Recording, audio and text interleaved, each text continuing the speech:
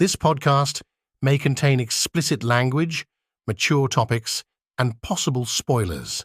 Listener discretion is advised.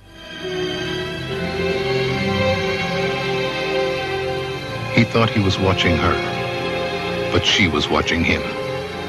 He thought he was trespassing, but he was invited. He saw exactly what she wanted him to see, and what he saw was murder. Brian DePalma, Body Double. You can't believe everything you see. Rated R. Coming soon to a theater near you. Hello everybody and welcome back to another episode of the Cinema Recall Podcast. I'm your host, Vern. This is the start of our DePalma December. This month we are looking at the films of director Brian DePalma. And for our first episode, I'm bringing back with me Ryan Rodriguez of the podcast, the Coolness Chronicles and Reels of Justice. Welcome back to the show, Ryan. Oh, thank you for having me. This is so much fun. Yes, Ryan was on our last episode talking about Xanadu, and now we're bringing Ryan back on to talk about Brian DePalma's feature, Body Double. But before we do that, Ryan, I'm going to ask all my guests this. What is your favorite Brian DePalma movie? Ooh, that's a good question. Let's see. Probably Blowout. Oh, Blowout's such a good one. Blowout is an amazing movie. It's probably just, in terms of just like a narrative, it's probably his most successful. And in terms of kind of incorporating both of his kind of directorial flourishes and his storytelling abilities, I think that that's kind of where the two meet in the center and make something that is kind of enduring. Yeah, if you don't know Blowout stars John Travolta as a sound editor who's collecting sounds for a feature project, and he hears a car accident, and the car accident involves a famous politician and a prostitute who is in the car with them, and he starts to unravel clues about who is trying to kill this politician. It's really, really good. Very kind of like a taut thriller. Someone has stated that Brian De Palma took over where Hitchcock left off at. Like, if Hitchcock was still alive, he would be making these sort of like taut thrillers. Featuring he takes the language of Hitchcock and then kind of pushes it into the modern era. And that, like, Hitchcock was always kind of like a very modern filmmaker, but he was also kind of hindered by the fact that he was making movies in the 40s and the 50s and then the early 60s where you couldn't have too much explicit sexuality, you couldn't really have violence, you had to kind of hide it with style. And De Palma was like, no, we can make movies like this now, I can just let go. Mm-hmm. And he was able to do the movies that I think Hitchcock would have made if he was able to enter these eras. Yeah, because I think the only R-rated film that Hitchcock ever did was Frenzy. Yes, that is true. Back in 1971, and but after that, he didn't. That was the only one he ever did. He never kind of went back to that. But yeah, I do have a feeling that if he was still around, he would be making films like the movie we're talking about today, Body Double, which is a direct homage to Rear Window, like a very sexy homage to Rear Window. But we'll get into that later on. We're going to take a small break right now and play some ads from some amazing podcast shows, and then we'll be back to discuss Brian De Palma's Body Double.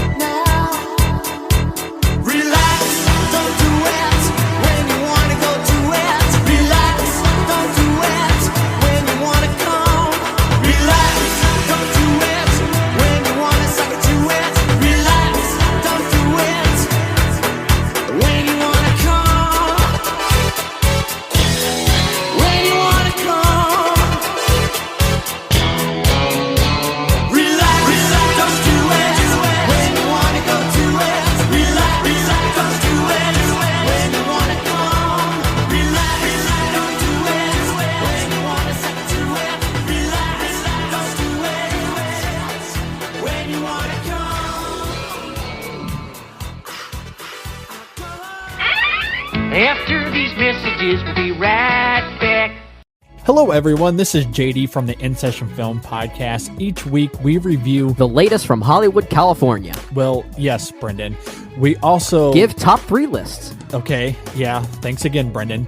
Additionally, you can hear us talk other movie news, trailers, varying movie series, or other interesting film-related topics, and even rants and raves of the week. That's correct, Brendan.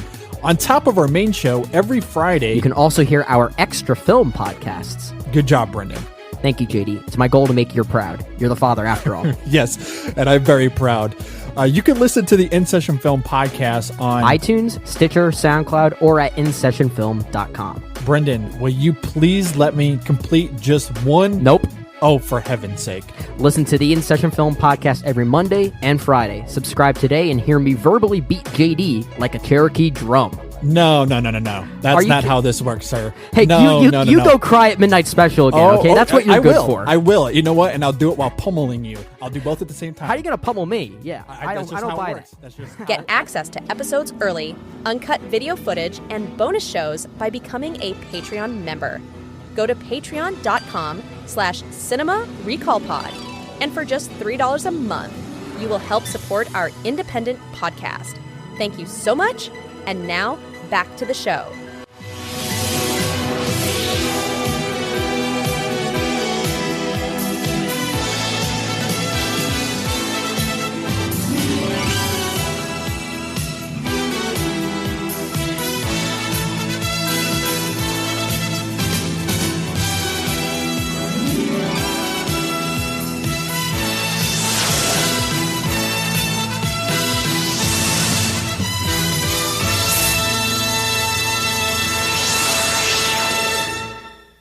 Welcome back, everyone, to Cinema Recall Podcast. You just heard our ads. Now, Body Double stars Craig Wasson and Melanie Griffith and Greg Henry and I believe Deborah Shelton. Yes. And really quickly, I'm not going to give a full plot synopsis, but I'm going to give you just a general plot synopsis before we get into spoilers. So, the movie's about a hard-on-his-luck actor played by Craig Wasson, who also has claustrophobia. He's asked to house sit a fancy apartment by his friend, played by Greg Henry, who shows him this amazing view of a beautiful woman who strips naked every night. Becoming obsessed with the woman, Jake begins following her around when he learns about another man stalking her. So, right from the very beginning of this movie, we get, it's like a horror movie, like a Dracula vampire movie. And I just want to get your thoughts just about how this movie opens and how it sort of subverts expectations. Did you know about this movie going into it, or did you just watch this blind? No, when I first saw this, I think it was maybe my third or fourth DePalma movie, but I had no kind of preconceived notions for it. I just knew that it was the one that he made after Scarface. Mm-hmm. And so going into it, I was not really prepared for the kind of metatextual level to it, where it is the movie within a movie within a movie. It's kind of like a Russian doll, like a nesting egg of a film. Yes.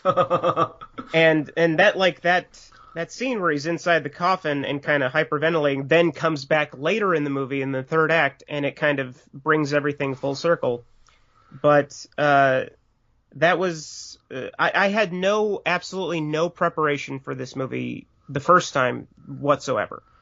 And so this is such a fascinating case study of not just cinema, but of the psyche of Brian DePalma. That's very interesting too, because I know that I saw this movie first time at a very young age because my dad recorded everything. And growing up, we had a whole bunch of VHS tapes together. So I know that this movie, Body Double, was next to Star Wars. Because my dad's never put things in alphabetical order. He just recorded stuff, labeled them, and then put them on the shelf next to each other. So I know that there was a tape of Star Wars, and then there was a tape of Body Double. But they were the blank VHS tapes where he would just write the names of the movies on them. So as a 10, 12-year-old kid looking through the movies I see there, I see, ooh, Body Double. I have no idea what this is, but I see the name Body, so I pop it in, and I'm watching it. I'm like, oh, wait, this is a vampire movie? Wait, okay. Oh, he's an actor. Okay, so they're shooting a vampire movie. And then he's going back. Craig Watson's character is going back to his home. He picks up some flowers for his girlfriend. He goes to the apartment, and he sees his girlfriend with another man. Now, here's a really crazy thing. When I rewatched this recently, I finally recognized that actress who was in that scene. Now, keep in mind, when I was 12 years old, this was like the first naked woman I've seen on screen. Like, fully naked right there. And rewatching it again this time, I recognized the actress. That actress is Barbara Crampton. Yep. Who is in Reanimator and From Beyond and Top Mall and You're Next. Really great person. I'm following her on Twitter and on Instagram. Just a wonderful actress, and I just can't believe that. Barbara Crampton, you are the first naked woman I've seen on screen. Yes. That was my introduction to nudity, was Barbara Crampton in Body Double. Yeah, she's pretty awesome. And I had forgotten that she was in the movie until I rewatched it a few days ago. And then that scene comes up, and I was like, holy shit, Barbara Crampton. Yeah. Okay. I was kind of disappointed that she wasn't in the rest of the movie, but still, it was nice to see her. I was like, holy shit, that's Barbara Crampton, but it's a very, very brief scene. It's a very short blip in 3 seconds at most. Exactly, yeah, exactly. Blinking, you'll miss a type of moment right there. But yeah, so then I'm gonna go briefly into the plot of this, not too much here. So yeah, Craig Watson's character, Jake, I think his name is, he meets up with Greg Henry's character, who is also kind of a struggling actor, and they're at this audition where Jake's being berated by this casting director. And so Greg's like, hey, you know what? I've got this place to live at. It's going to be great. I think he mentions it's about a producer or someone who's leaving the country to shoot a movie out somewhere in another country, but he needs someone to like watch the place. And shows them about this view of this beautiful woman being naked, and she strips like every night there. And does a very specific dance. Yeah. It's always at a certain time, too. It's like always at 10 o'clock that he's going to see this woman. And, you know, he starts watching her more and more. And I think it's around this time, too. Doesn't he see another man watching her as well? Yes. Well, he sees there's a satellite dish right outside this woman's house. And he sees somebody who apparently... They keep referring to him as the Indian, so apparently he looks like a large Native American man. Yes. But he's using a welding torch on a satellite dish outside her house and clearly spying on her at the same time. And also, while this woman sleeps, some man comes into the apartment, or not the apartment, the house, and goes into a wall safe and starts taking out money.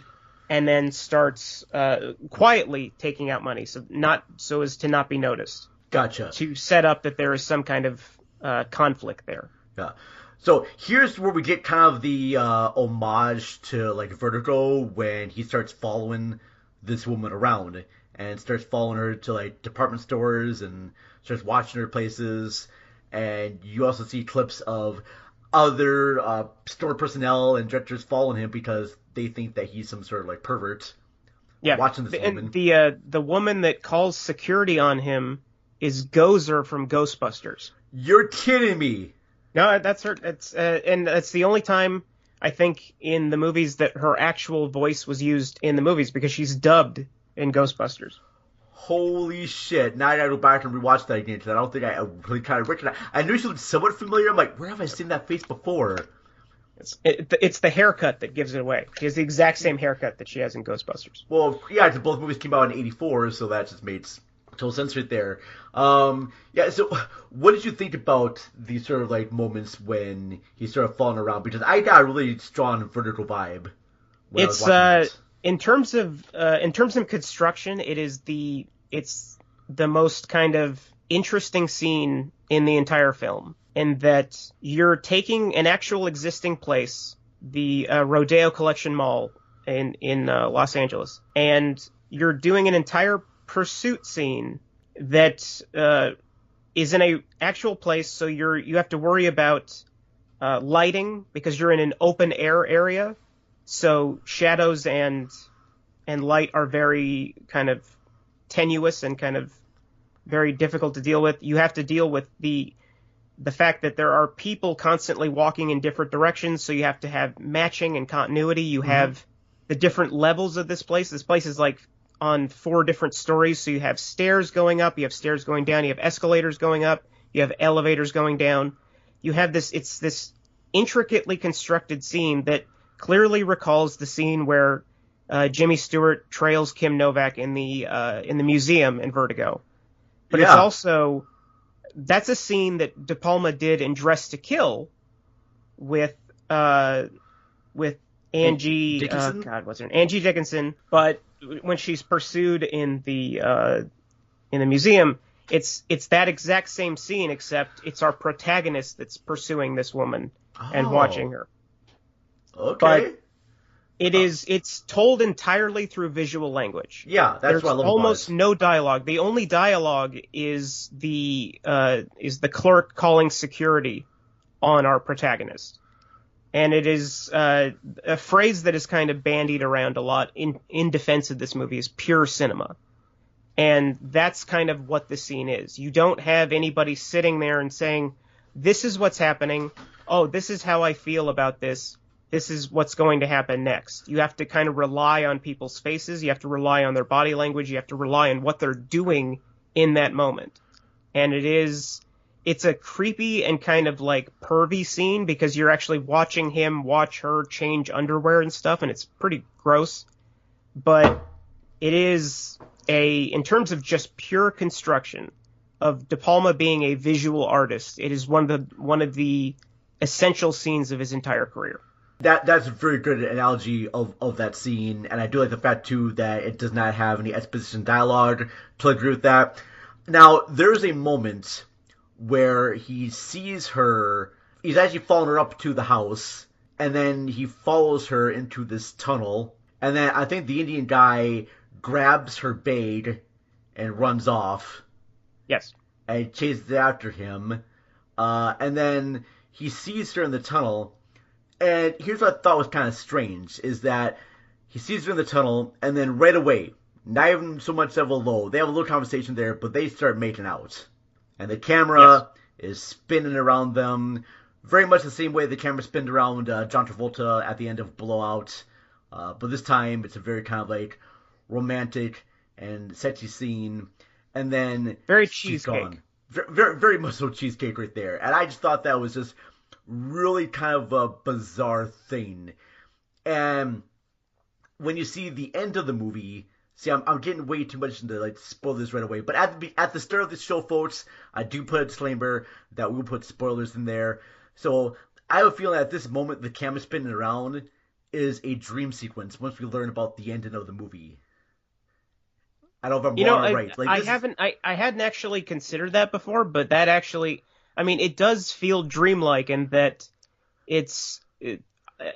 I've always wondered, like, what that character could have possibly seen in Craig Wasson's character, because he's pretty much useless throughout the movie. He's not terribly appealing. He's spent the last 2 days following her around everywhere and literally like 5 feet away from her at all times, which leads me to believe that she has no peripheral vision whatsoever. Yes, I know. Right? Like she'll go up an escalator and he'll walk up and stay 2 inches behind her and be like, "Oh no, she won't see me, right? Yeah, of course. No, if I just look up and not at her, she won't know that I'm following her." It's like I automatically disappear. She really needs to get a better prescription of glasses because more people could be following her all over the place and she probably wouldn't notice. But that scene, yeah, I mean, they start making out with this weird kind of, they start kissing at each other like 2 people who've never kissed before. So they're just like kissing different parts of their faces and just kind of like mashing together like seals.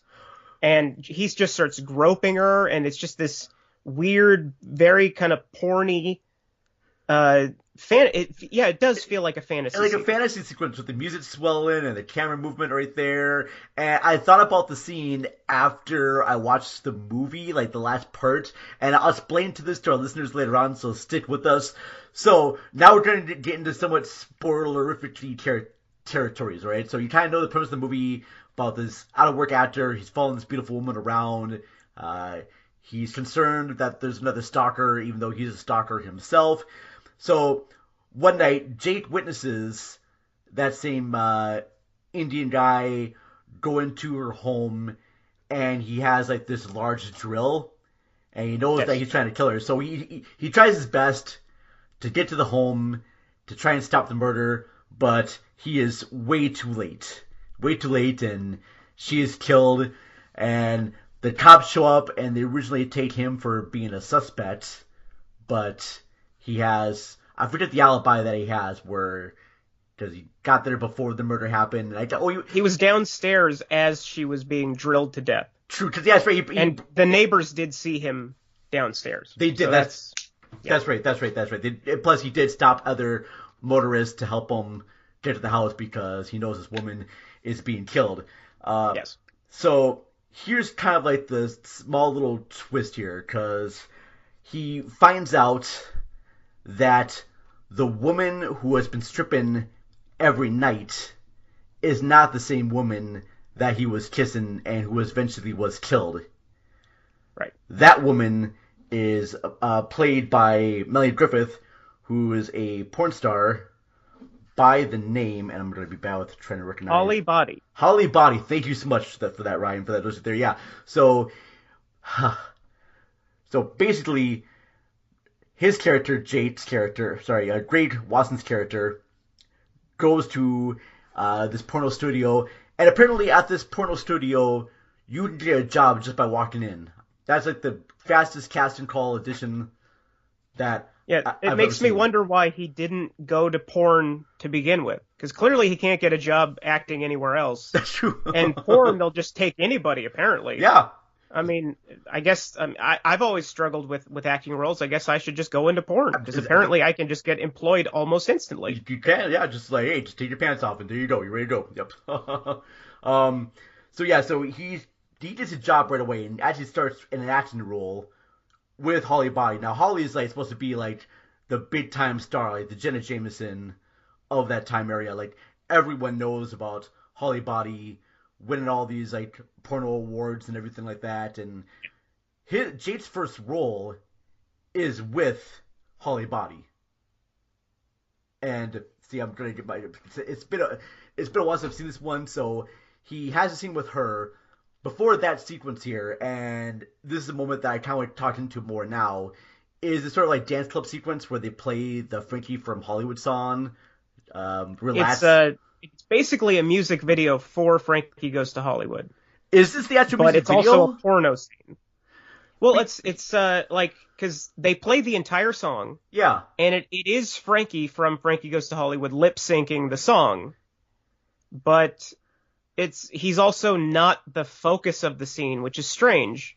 The focus of the scene is Craig Wasson in a nerdy sweater that I swear to God I also own, and a pair of glasses that make him look like an IT person, and some really, really square slacks. And just walking through a club looking like a dork as Frankie sings the song Relax, and then walking into the bathroom of this club, where then Holly Body proceeds to perform something on him.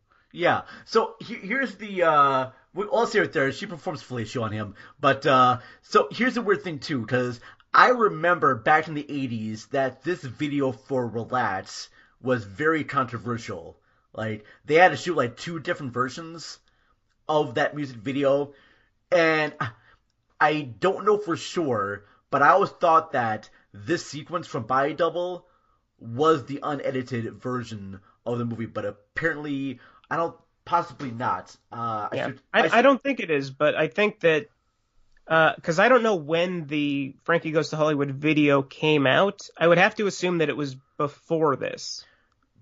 I think you're probably right. Sorry, folks. This wasn't a podcast about Frankie Goes to Hollywood and the song Relax. It was about the movie Body Double. Yeah. So I'm sorry if we're not actually, well versed in the. We'll be doing that next month. That's right. Our Frankie Goes to Hollywood cast. That's right. I love it. So he performs the scene with Holly, and this is where everything starts to be kind of like dense for me, because once he finds out that she's been, the person who's been displayed, and I think she's sort of like kind of hesitant about telling him at first. I know there's a sequence where they're at like a party, and one of his like actors from his troupe recognizes him, and it's like, "Hey, how's it going? You got any new roles here?" And Holly Body is trying to basically rope her into joining the industry too.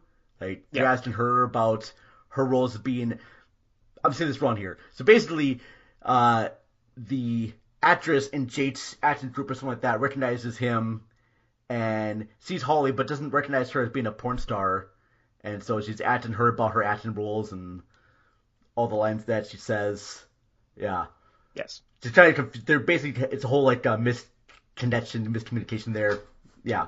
And as if that would, like, if she says, "Hey, I was in porn," then that will uncover his dark secret that he's not acting in legitimate movies anymore. He's gone to the dark side. Dark side, yes. Because there's this. It's 1984, so there's still this stigma attached to pornography, where it's not legitimate acting, it's not legitimate art, it is smut. It's like almost like criminal activity. Yes, exactly. Yeah. It is something to be ashamed of. Mm-hmm. Yeah. Very much there. Now, this is where I'm going to need your help in trying to explain what happens with the rest of the plot here. Because I don't really quite remember how he discovers that the man... So basically, folks, we discover later on, too, that the man that set up Jake with the apartment...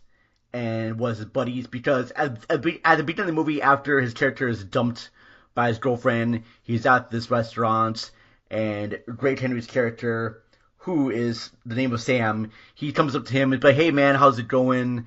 And he tells him that he got dumped by his girlfriend, and he's like, "Oh, I know things are tough." Gets in the house assignment, tells him about the girl. Well, it turns out, folks, that he's the one that kind of set Jake up there to be in the house, to be the alibi, because he is the one that was wearing the outfit of the Indian to help kill, which I assume was his wife. Yes, it's his wife. I do not fully understand why he needed her to be killed and why he had to go through all of this subterfuge to have her be killed, but yes, that is his wife. Okay, so here's I'm going to explain this out here. So basically, he had to dress up in potentially blackface. Yes. I'm going to say over here now. So his plan is, I'm going to get somebody to witness I'm going to pretend that my wife is another woman by, whenever she's out of the house at night, hiring another woman to pretend to be my wife, and get somebody who has panic attacks and claustrophobia to pay attention to her for a considerable amount of time, and then switch out the two people, and then murder my wife with a drill, and make sure that he sees it, so that he runs to the house and implicates himself, and then I'll get away with it. It's the single most convoluted plan in the history of film. It relies on 18 different coincidences that if they don't fall in line piece by piece, the entire thing falls apart. See, that's where things get kind of like dicey for me, because after Craig Watson's character Jake has sex with Holly Body in that porno scene, that's where scenes get to be kind of like lost, and then suddenly I figured out that Great Henry's character of Paul was the one that set up this whole thing. And I was like, whoa, wait, what? Why did he have to dress up as this Indian character? And I gotta say, that's a really great makeup job to try and go through this whole scene of that whole time right there, too. But But that's where it's solid, but at the same time, like the first time I saw this movie and I saw the makeup, I was like, well, that's Greg Henry.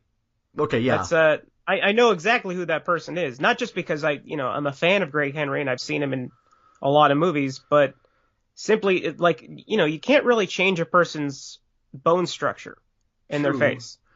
Okay, fair enough. Doesn't he kind of like rip off like a mask, like one of those latex masks? Yes, when at the very end, after his plan has been unfurled, Greg Henry's character kidnaps Holly Body, and Craig Wasson's character follows them to the this kind of patch of desert near the aqueduct. See, this is the part where I get kind of confused there too. How did he figure out that his plan was broken? Because I do remember the scene where he does kidnap Holly Body's character, but I don't know if I missed the moment where he got discovered. Well, so it's not a well-handled scene, but he starts to realize that somebody put me in this place at this time to see this one specific thing. Yeah. And it wasn't just all coincidence, even though it relies on a heavy amount of coincidence. Oh, okay. But, when he chases him kind of to rescue Holly Body and knocks him down on the ground, he tears at his face and pulls off the latex of his mask to reveal that it is, in fact, the guy that put him in the house to watch the woman in the window. Okay, gotcha. All right. And so basically they are both sort of like buried alive. Both Jake and Holly Body, they're both in the ground and they're kind of being buried alive. And then I think he starts to escape out. And then we cut to him, the Craig Wasson character of Jake, being back at the beginning of the movie where he's playing a vampire and he's stuck in the coffin and he's having claustrophobia issues. Yeah. Because he's only really 5 feet down in the ground. But because of his panic attacks and his claustrophobia, the camera visualizes it as if he's 30 feet in the ground. Sure. And he starts then flashing back to the first scene in the movie where he's having a panic attack in a coffin, which was then revealed to have been foreshadowing for the scene in the movie. And a specific line of dialogue was, you have to act. Meaning, you have to perform because you're in a movie. You can't just have a panic attack. But in the moment at the end of the movie, it means you have to act in terms of being proactive. You have to actually do something. You can't just be a victim. And in that moment, he overcomes his claustrophobia. He overcomes his panic attack and grabs the shovel that Greg Henry is using to bury him and Holly Body and knocks him down and gets out of the grave himself. Yeah, and then, he becomes, a much more famous actor in terms of B-movie stature right there, and Holly Body is also the body double. Yes. For the movie. No, she's not the body double. Oh, she's not, no. She's the star. He does get to stay in the role as the vampire. Yeah.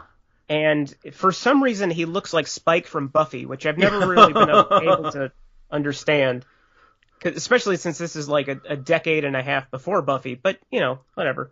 But he's still in kind of the genre B pictures, so it's not like he survives this movie and now he's a superstar. It's like he's still in crappy movies. So it's the ultimate kind of like Hollywood joke of you survive all this stuff and you go back to work and yeah, you've conquered all your fears, but you're still in crappy movies. Like it's still Hollywood. True. Now, here's where I kind of thought the whole thing that was happened was sort of a dream, all right? So at the beginning of the movie, he gets fired from his job because of his claustrophobia, and they want to hire someone better. And so I have a feeling that what's been happening after that moment there was sort of like a dream sequence, because I have a feeling that they tried to do another take with him in the studio. Even before he was fired. So he's in the coffin, and all the things that he was experiencing with the woman and the murder and everything like that too, I always thought that was kind of like a dream sequence because they kind of go back to the beginning of the movie and suddenly he's got his role back again. So something's not really clear here because I thought that it was just a weird jump cut to go from, hunting this guy and being buried alive and almost being dead to going back to what essentially is the beginning of the movie. So I always thought that what follows the beginning of the movie where he's stuck in the coffin to the end was all sort of like a dream. So the whole thing with the girl and the porno sequence that was sort of like a dream scenario. So it's like a Jacob's Ladder situation. Sort of like that, and then, he's back to do the role again. He finds the courage to be a stronger person, gets the role back. That's what I kind of see it as. Like, he never actually got fired. That was just his perception. Like, holy shit, I'm going to get fired if I don't get this right. So he's in the coffin, ready to shoot the scene. He's got the hypothermia. He's thinking, holy shit, this should get me fired. And so he's having like this dream sequence of what would happen if I do get fired. Oh no, I'm going to lose my girlfriend. And then I'm going to imagine the scene where a friend shows me about this place to stay at. And I'm going to see this beautiful woman. But oh no, she's going to be stalked by this guy. And oh no, I'm going to see her get killed. Oh, I'm going to be this other woman, this famous porn star, have sex with her. And oh no, she got kidnapped. I got to save her. I got to be the hero. So he's the hero in his dream. Therefore, he can become the hero of his reality, and he's able to spring up, do the role right, even though it's in a crappy B movie about a vampire who grabs girls' boobs in the shower. And that's all I know.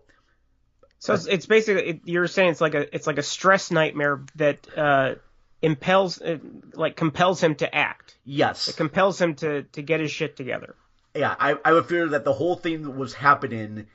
In the whole sequences of him finding the girl, that whole sequence that we just watched was essentially him having like an alarmed panic attack dream. Like he's worried about his job and he starts constructing a very, very big narrative for a dream. I mean, I have fantasies before, but that's like a whole nother level of like fantasy dreams right there. That's never happened to me before. Never. Well, like Dallas, they made an entire season a dream. That's true. Okay. So, I mean, this is not a terribly unrealistic interpretation. That's true. I think doesn't St. Elsewhere that show also have a thing about the entire series was a dream. Yeah. Yeah. Oh, so I don't know if you agree or disagree with my take on that. I hadn't actually really considered it until you just explained it, but you do have a lot of salient points in there because the entire point of Body Double is that it's an illusion. Yeah. That you're not supposed to be able to trust anything that you're seeing, even though you're setting up very specific things and being told to watch very specific things that then set up the next thing that you're going to watch. But it's also lying to you the entire time, which is something that DePalma does constantly. Like if you look at Dress to Kill, the entire movie, he's lying to you about the identity of the killer. And deliberately doing so by having multiple people play the killer in scenes. And then at the end of the movie, he shows you those scenes again with a different person. As if, no, he was there the whole time. You just didn't see it. You chose not to see it, it's a lie. He didn't shoot it that way. He shot it multiple ways. But it's him saying, you can't trust the things that I show you. I can show you anything, but you can't trust me. And it's something that he does. Like it goes up to as late as like Mission Impossible, where at the end of the movie, you find out that, the guy that you think is Tom Cruise's mentor has actually been orchestrating all these events, even though it doesn't really line up with what you've actually seen. And it's this pattern of deception through just the kind of synthesis of images and of kind of montage that DePalma does that I think that's an entirely valid interpretation of the film. Well, thank you very much. Thank you very much for that, Ryan. And I know the whole dream analogy. I mean, this is no like Mulholland Drive when it comes to the whole dream analogy. That's much more of a mindfuck. That's much more of a what the hell is happening here? Yeah. What timeline am I in? What reality is this? This resembles reality enough that you can buy it as, okay, well, this happened and this happened and then this happened. Yeah. But there's enough that is heightened that you can go, well, that can't be real. And then another thing too, like the whole thing happened there could have been real, and then he could have gone back to his job for that movie. Yeah. But hey, look, I can do this role right. Give me another shot, and they probably did, and he got the role. So yeah, so either way can be just fine. It's funny too. You mentioned about Mission Impossible, and that's probably my favorite Mission Impossible movie. Is the first one with Brian DePalma, just because it has a lot of his signature style into there, and it's very much like De Palma spy thriller, and I love that a lot. It has probably my favorite sequence in any of the movies, with the clean room sequence where yes, I mean it's of course it's been, you know, kind of parodied and kind of ripped to pieces since the movie came out, but every single time I watch that movie, and I go back to it occasionally, even though it's kind of incomprehensible and it really is a strange Hollywood blockbuster. Yeah, but that scene is, if you want to know how to build tension in a movie without dialogue, without really making an overcomplicated plot, you just look at that scene. Oh, that scene's amazing. Yeah, I'm not going to go into much detail on this podcast, but yeah, I totally agree with that. And what we were talking about earlier, with Jake following the girl around the shopping mall and not having any dialogue or exposition. Yep. That's what the same thing too with that Mission Impossible scene with the clean room. They're not using any dialogue. It's all about visual. That's where De Palma, because that's where he is like kind of unleashed. I think that's where he's most comfortable as an artist, when he has those kind of moments to just stretch himself and actually just show, like, the entire scene depends on how I move this camera, where I put this camera, and what I decide to focus it on. And it is kind of, it's the use of the language of film to tell a story. And I love the fact too that he uses the same cinematographer, Steve Burham, to shoot Mission Impossible, as well as Body Double and Raising Cain and The Untouchables. Untouchables, yeah. Yep. Carlito's Way. Yep. So you kind of see a lot of visual style in between the shots of those movies together. Yeah, that was actually really kind of cool. The start of an amazing collaboration. Oh, very much so. Very much so. Yeah. I really don't have much more to say about Body Double. Any sort of like other last thoughts or things you want to discuss about the movie? Yeah, there is one thing. So the score by Pino Donaggio. Oh yeah, is possibly top 5 scores of all time for me. Even more than Blowout? Yes. Wow. And in particular, it's just looking at like the soundtrack. It's a track called Telescope, and it's the song that, or not song, but the score that plays the first time that Craig Wasson is watching the woman across the way dancing through the telescope. Okay. And it's a patently absurd scene because she's doing all these hyper-sexualized dance moves that wouldn't feel out of place in like a Lita Ford video. But the kind of softness of kind of like the synthesized score and the way that it's executed is one of my favorite kind of moments in all of the 80s in terms of just music. Like I absolutely, like, you can inject that into my soul and I would be so happy. And it's been reused lately, occasionally. Like I've heard it was on Mr. Robot recently. I forget which episode, but I think it was like season 3. And then I hear it in trailers all the time. Okay. Like just recently it was in the Fantasy Island trailer, which, you know, Good way to make your crappy movie seem somewhat good by putting Pino Donaggio's score in your trailer. All right, well now I gotta play a clip for it now, so that's just too cool not to pass up. Yeah, it's so good. It's so good.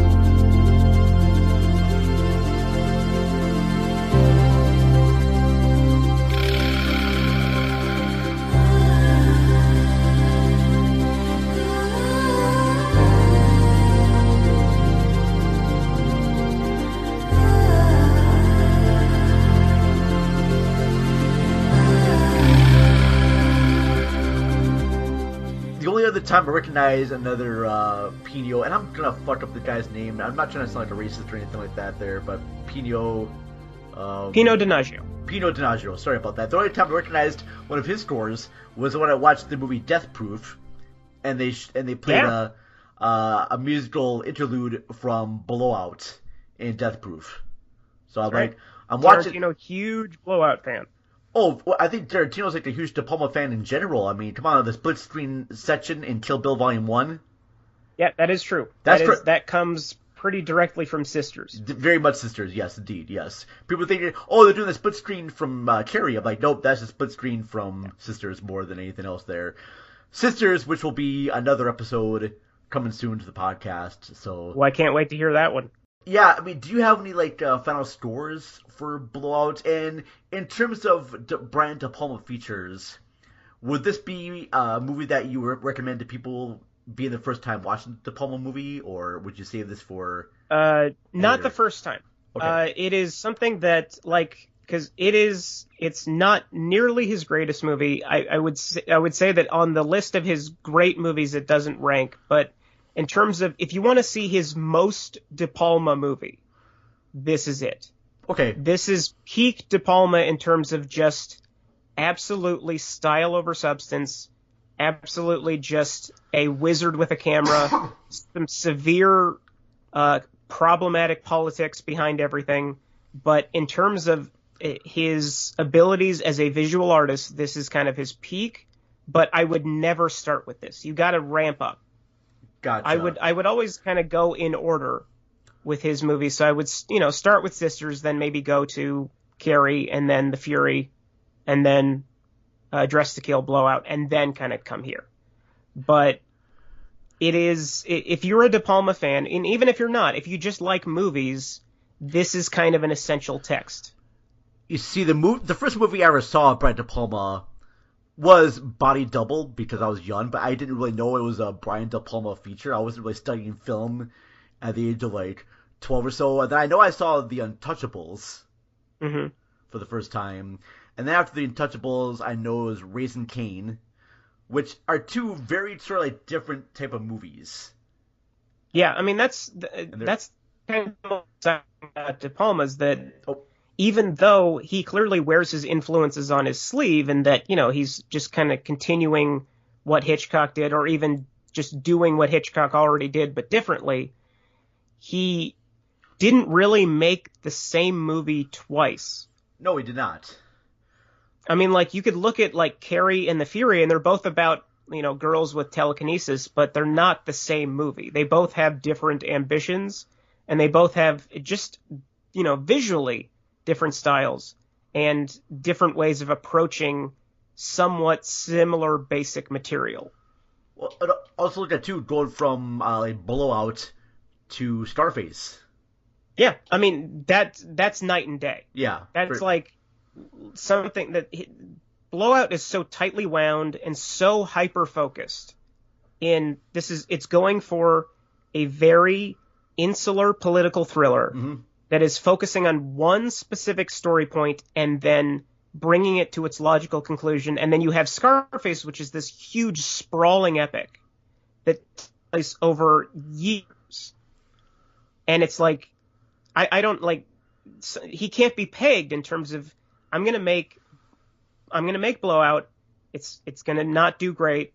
And so what am I gonna do next? Well, I don't really want to do the same thing again, so I'm gonna do the exact opposite of what I did. Sure. And then you make Scarface, it's a hit, and then you realize, well, I don't really want to do that again, so then I'm going to do Body Double. The two things are really not alike, other than they're both kind of a critique of kind of the entertainment industry. Even though there's, no technically entertainment industry in Scarface, it is still a critique of the industry. And I think the only tape of, speaking about Scarface, I think the only sort of, sprawling crime epic he made was Carlito's Way, which I think is about this, I mean, not as long as Scarface, but pretty close. Am I wrong? Yes, Carlito's Way is kind of a more humanist version of Scarface. Yeah. And a more, it's more reined in. It's trying to actually communicate some kind of reality, whereas Scarface is look, it's the 80s. We are completely out the window in terms of a world that you can live in. This is not any representation of an actual anything that exists. This is kind of, okay, so we have a world in terms of drug dealing in Miami, but this is that, but heightened to a million. Plus, Carlito's Way is trying to be real. Carlito's Way has less cocaine use in it. Yes, far less. I mean, like, at least 95% less. Way more less cocaine. All right. Wow. But yeah, Body Double is a very kind of like fun movie. I was not really kind of bored watching it. Kind of confused by the ending, but hey, made up your own assumption of how you think the ending went. Do you think what happened with Craig Watts' character was all real, or was it a dream? It all doesn't really matter. It's a movie, it's entertainment, and it's enjoyable. So out of like 5 stars, I'm gonna give Body Double at least 3. Yeah. All right. So it's average for me. I forgot to get your score. What was your score for? I'm gonna go 3.5 stars. Okay. All right. And did you have a favorite moment of this movie? Yes. Well, I mean, it's weird to call it a favorite, but in terms of just unforgettable moments, the murder scene is one of the most upsetting and disturbing murder scenes I've ever seen in a film, much less in a DePalma film. And it is insanely graphic without actually showing the actual violence. Oh, very much so. Of the scene. But because there's the moment where the drill, like, so basically, to explain to people who haven't seen the movie, a woman gets murdered with a giant industrial drill. And she's on the ground on the second floor of a house, and our protagonist is on the first floor, aware that she's upstairs being drilled to death. And the drill goes through her body and through the floor, and as the drill is going through the floor, this geyser of blood gushes out. And it is edited in such a horrifying way that you will not forget it once you see it. It's almost kind of like done like I hate to say it, but it's done like a rape scene almost. I mean, it is. The drill is penetrating her. It is, and the funny thing is, it's not funny, but it's weird. So DePalma at the time said, and I quote, "It was not my intention to create a sexual image with the drill, although it can be construed that way." Yeah. Bullshit.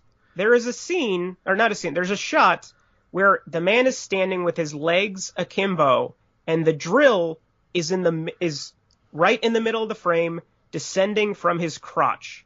Yeah. You did not intend a sexual image with the drill? Bullshit. And it's funny thing too, you mentioned this, Ryan, because there's a movie called Slumber Party Massacre.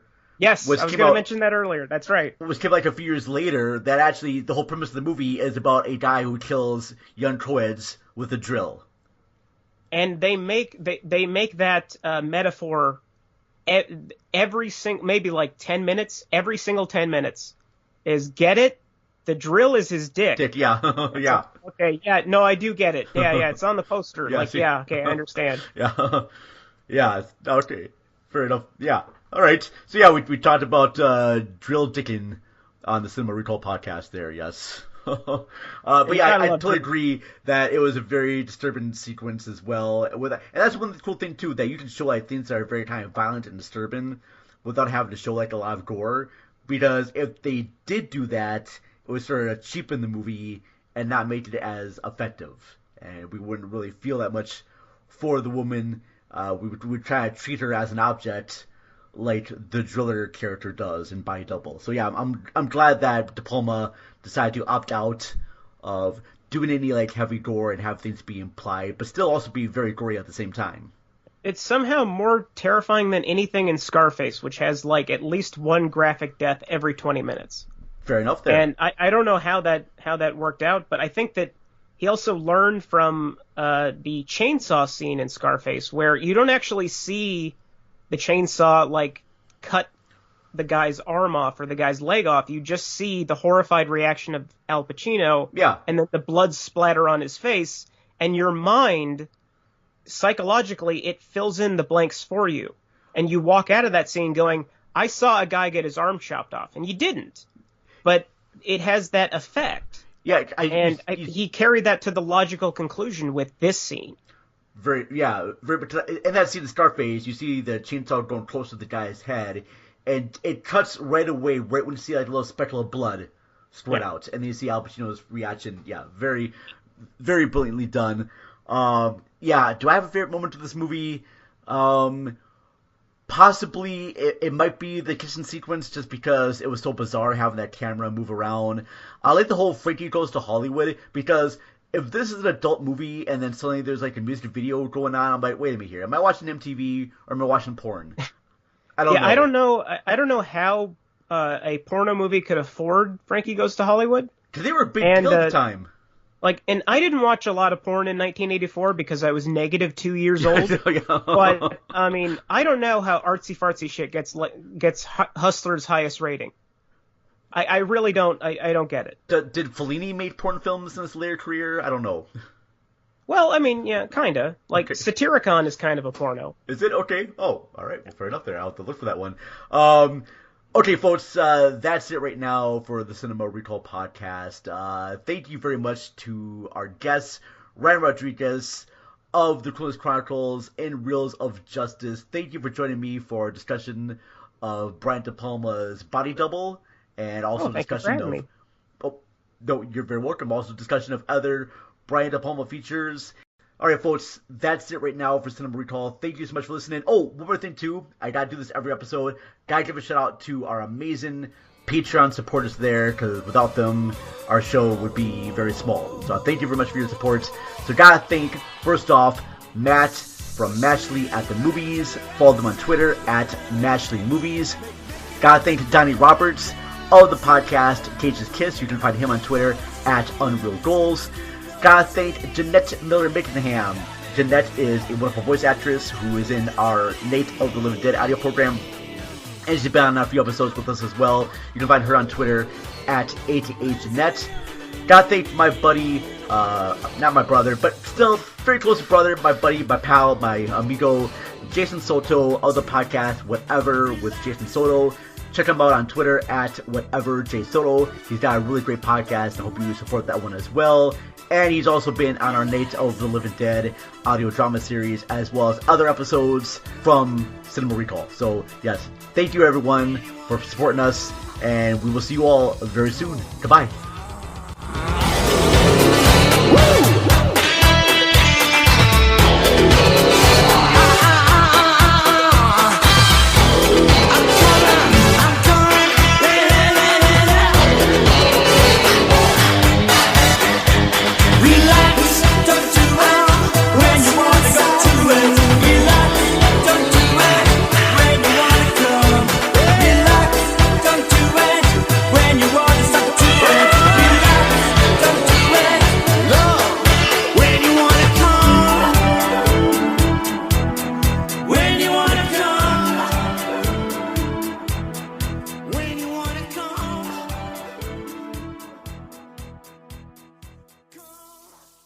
This podcast is a proud member of the Lamb Podcasting Network. Find the network at largeassmovieblogs.com.